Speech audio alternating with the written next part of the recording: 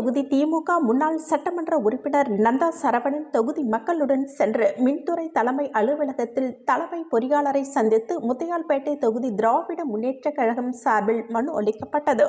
அந்த மனுவில் கூறியிருப்பதாவது: புதுச்சேரி முத்தையால்பேட்டை தொகுதியில் மின்துறை சார்பில் 35 ஆண்டுகளுக்கு முன்பு புதைவட கேபிள்கள் போடப்பட்டது. இவைகள் தற்பொழுது பழுதாகி மின் கேபிள்கள் எரிந்து மின்தடை ஏற்பட்டு வருகிறது. இதனால் பொதுமக்கள் மிகுந்த சிரமத்திற்குள்ளாகி வருகின்றனர். இரவு நேரத்தில் ஏற்படும் இந்த திடீர் மின்தடையினால் வயதானவர்கள், குழந்தைகள் உட்பட அனைவரும் பாதிக்கப்பட்டு வருகின்றனர். முத்தையால்பேட்டை சாலை தெருவில் புதிய மின்மாற்றி அமைத்து தர வேண்டும். சுப்பிரமணியர் கோவில் தெரு, லோகமுத்து மாரியம்மன் கோவில் தெரு, அங்காளம்மன் குறுக்கு தெரு ஆகிய வீதிகளில் இரவு நேரங்களில் அடிக்கடி மின்தடை ஏற்படுவதால் பொதுமக்கள் பெரிதும் பாதிக்கப்பட்டு வருகின்றனர். எனவே இந்த பகுதியில் மின் பகிர்மான பெட்டி புதிதாக அமைத்து தர வேண்டும். சோலைநகர் தெற்கு பகுதி, செங்கேணி அம்மன் கோவில் உள்ளிட்ட பகுதிகளில் மக்களுக்கான மின் தேவைகள் நாளுக்கு நாள் அதிகரித்து கொண்டே உள்ளதால் தனி மின்மாற்றி மற்றும் தேவையான மின் பகிர்மான பெட்டி அமைப்பதுடன் பழைய கேபிள்களை அகற்றி புதிய திறன் அதிகமான மின் கேபிள்களை அமைத்து கொடுக்க வேண்டும் என குறிப்பிட்டிருந்தது. இதேபோன்று மின் ஒயர்கள் பல ஆண்டுகளாக மாற்றாமல் கீழே தொங்கிய நிலையில் செல்கிறது. எதிர்வரும் 3 மாதங்கள் மழை காலமாக இருப்பதால் மின்துறை அதிகாரிகள் போர்க்கால அடிப்படையில் உடனடியாக சீரமைத்து பணியினை மேற்கொள்ள வேண்டும் என கேட்டுக்கொண்டார்.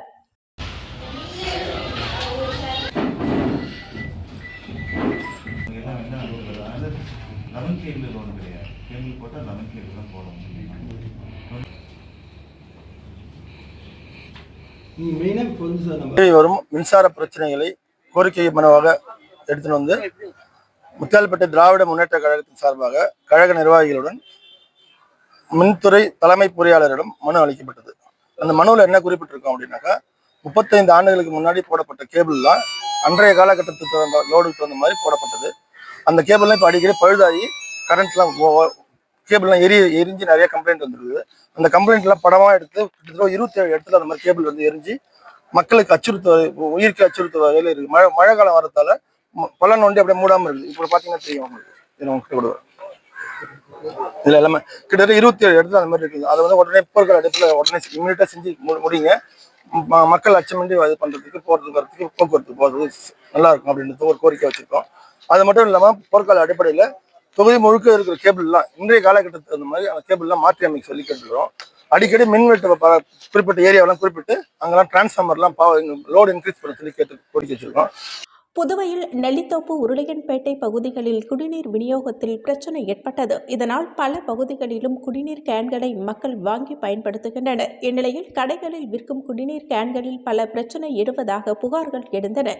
இதனை அடுத்து உணவு பாதுகாப்புத்துறை அதிகாரிகள் குடிநீர் கேன்கள் விற்கும் கடைகளில் சோதனை மேற்கொண்டனர். புதுவை குயவர்பாளையம், லெனின் வீதி பகுதிகளில் உணவு பாதுகாப்புத்துறை அதிகாரிகள் ஆய்வில் ஈடுபட்டனர். 20 லிட்டர் குடிநீர் விற்கும் கடையினரும் அரசின் விற்பனை உரிமம் எடுக்க வேண்டும் என அறிவுறுத்தினர். பல்வேறு கடைகளில் இருந்த குடிநீரை தர பரிசோதனைக்காக எடுத்துச் சென்றனர். இந்நிலையில் காலாவதியான கேன்களில் விற்பனைக்கு வைக்கப்பட்டிருந்த தண்ணீரை அதிகாரிகள் ரோட்டில் கொட்டினர். இதைத் தொடர்ந்து அதிகாரிகள் கடை உரிமையாளர்களையும் எச்சரித்தனர்.